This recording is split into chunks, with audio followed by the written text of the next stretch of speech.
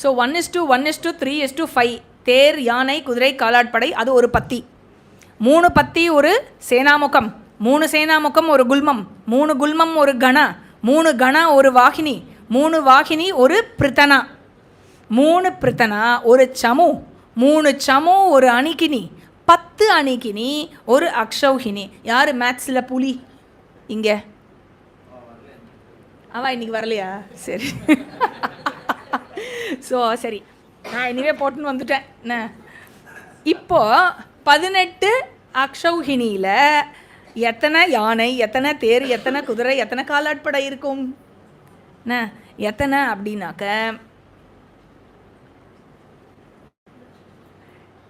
ஒரு அக்ஷௌஹினியில் எத்தனை இருக்கும்னாக்க 21,870 21,870 தேர். 1:1:3:5 இல்லையா?